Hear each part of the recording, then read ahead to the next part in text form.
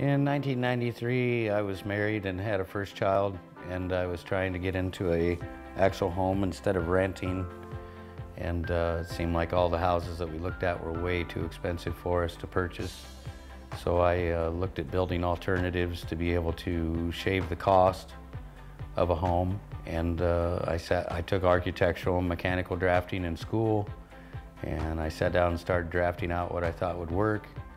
And then I took it to an engineer, and he was a 40-year experienced engineer, and he verified that it would work, and it was really a lot stronger than conventional framing in technologies. Post-framed house building technologies save a lot in the cost of building materials, because there's 2/3 less wood, 2/3 less labor, 7/8 less concrete involved.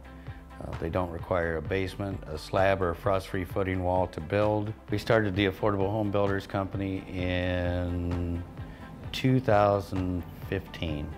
I've built houses in Cedar Rapids, Toledo, Belle Plaine, Waukon, Decorah, West Branch, Washington. Most houses just sit on a foundation, and when the foundation collapses or cracks or fails, then so does the house itself.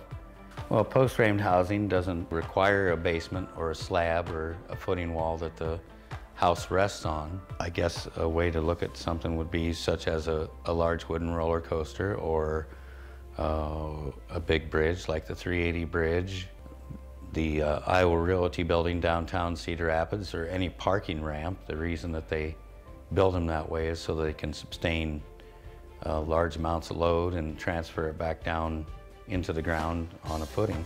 A regular house, conventional house, takes sometimes 6 months to build one house, maybe 4 months if it's really well planned. Post-framed housing is, like I said, you have 2/3 less wood and 2/3 less labor, so you're not handling as much materials.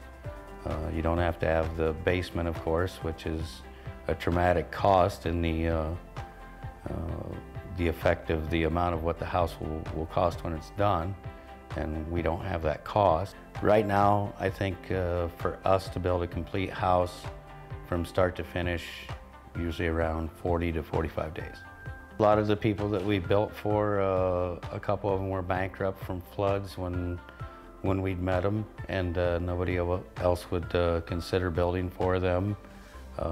It's more of a low-income housing design, because from about $120,000 on up, the amount of people that can qualify for a home cuts out by about 40%.